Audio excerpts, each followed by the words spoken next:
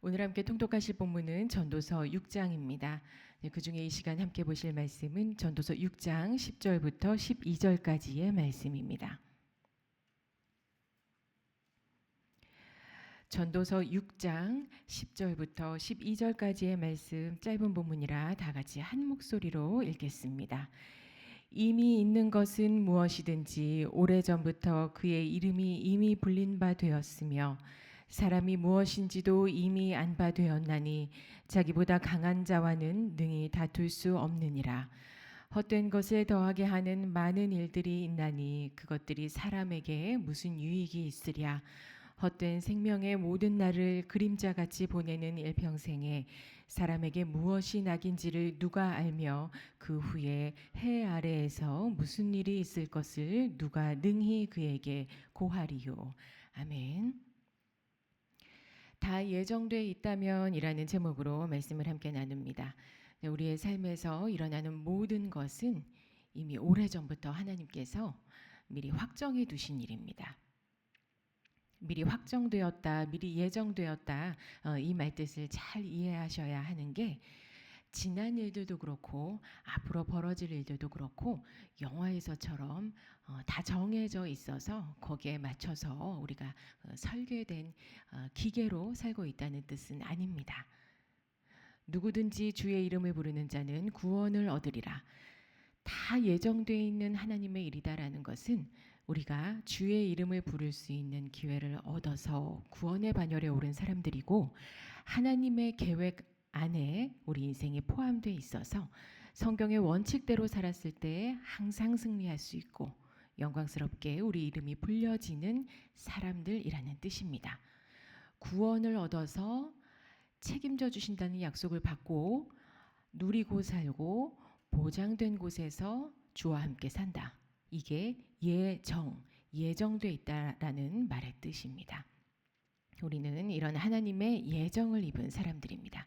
오늘 읽으신 전도서 본문에는 예정을 입은 사람이 해야 하는 두 가지 일이 나오는데 오늘 그 부분을 함께 살펴보겠습니다. 10절입니다. 이미 있는 것은 무엇이든지 오래전부터 그의 이름이 불린 바 되었으며 예전에 히브리 사람들은 이름을 정해서 그 이름을 부를 때 이름을 불러야만 그 존재가 인정된다고 믿었습니다. 거기에 더해서 본질도 결정이 된다고 생각했어요. 우리나라의 시 중에서도 이 비슷한 내용이 있죠. 또 우리도 이름을 지을 때 소원을 담아서 이름을 짓는 경우가 많습니다. 계속해서 이름을 불렀을 때 말대로 부르는 대로 이루어진다고 믿고 이름을 짓는 거죠. 오늘 본문에 무엇이든지 모든 존재하는 것에는 이름이 있는데 그 이름은 이미 불린 바 되었으며 즉 모든 건 하나님께서 창조하셨다. 본문 처음에 이것을 지금 확인시키고 있습니다.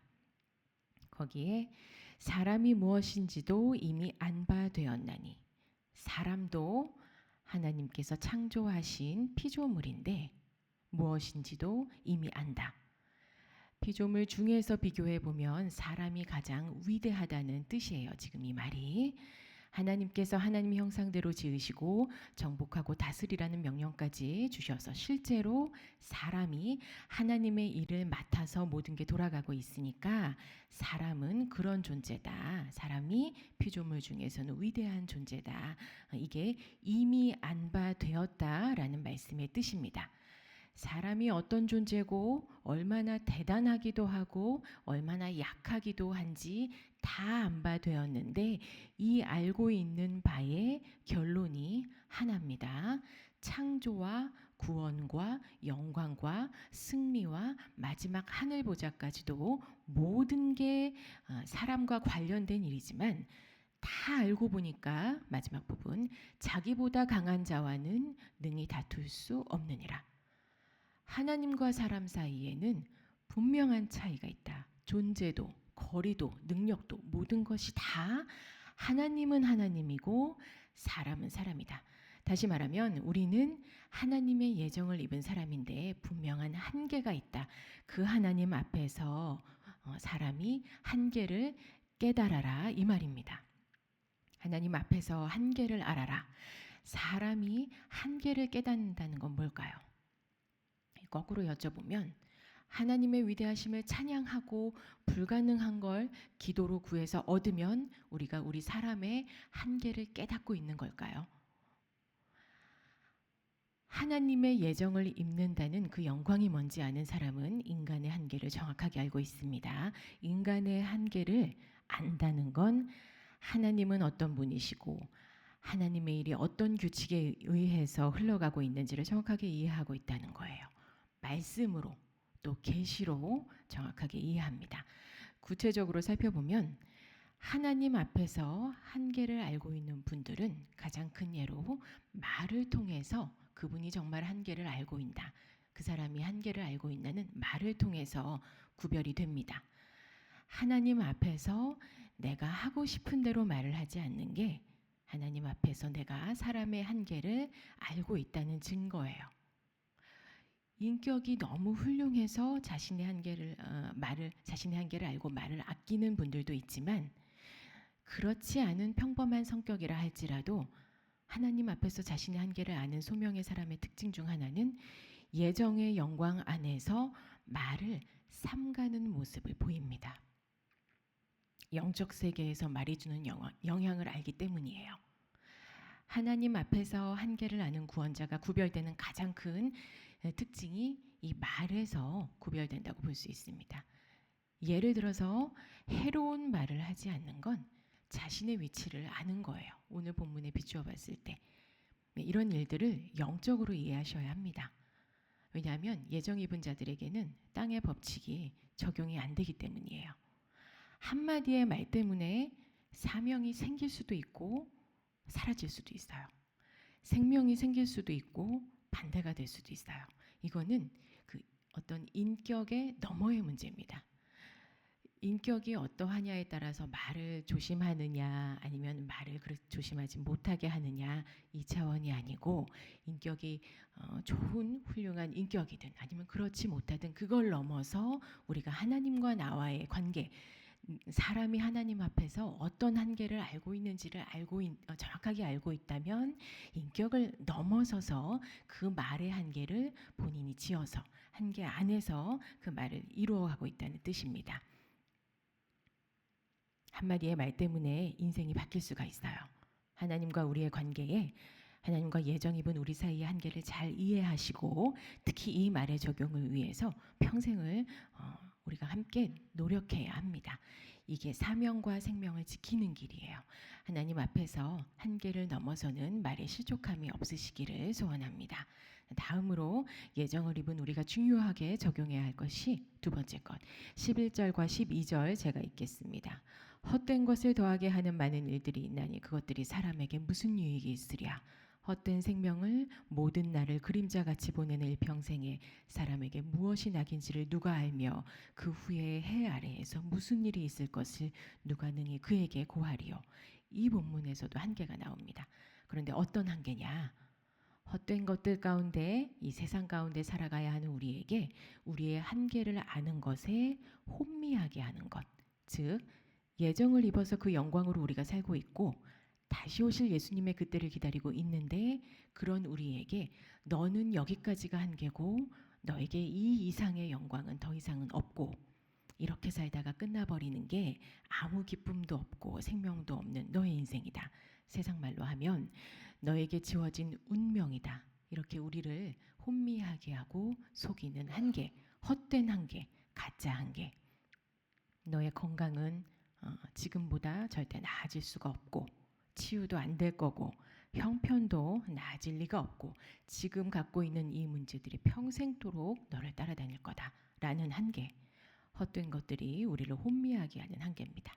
혼미하게 한다는 게 그 이단들의 잘못된 그 성경 해석과 그 교리를 이렇게 비틀어서 해석해서 우리 영성을 혼미하게 한다는 것도 있지만 구원 때문에 예수 그리스도가 내 안에 계시고 마가복음에서 주신 권능, 사도행전의 권능 우리도 다 있는데 다 똑같이 받았는데 너 그런 능력 없어. 너 그런 거 안 돼. 너 그냥 지금처럼 예수는 예수고 사는 건 너의 형편 따라 살게 될 거다. 이렇게 우리를 속이는 말들, 세상이 주는 한계입니다. 헛된 한계예요. 앞서 말씀드렸듯이 하나님 앞에서 우리의 한계를 잘 알아야 하지만 그만큼이나 또 중요한 건 세상이 주는 한계, 오늘 본문의 말처럼 헛된 것들이 주는 한계는 절대로 믿으시면 안 됩니다. 사람이 무엇인지도 이미 안바되었으니 우리는 예정을 입고 보장을 받으면서 권능으로 사는 사람들입니다.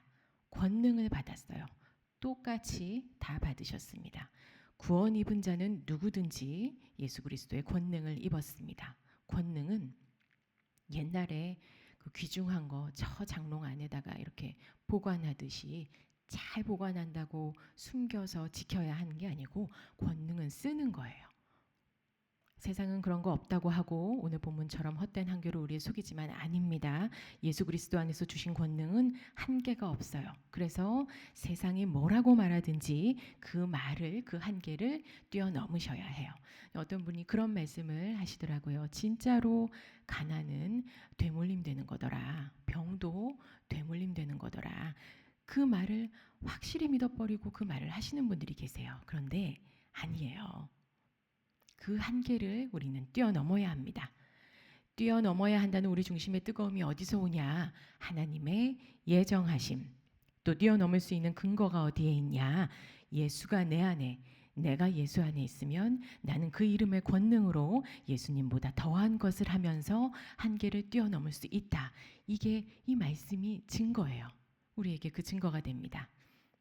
자, 세상이 주는 말들 안에 갇히시면 안 됩니다. 성경에 우리 주님이 우리에게 뭘 주셨고 그걸 가지고 어떻게 하라고 하셨는지, 그러면 결국은 이렇게 될 거다. 세상 한계를 뛰어넘으셔야 해요. 화이팅하는 힘으로 뛰어넘으시라는 게 아닙니다.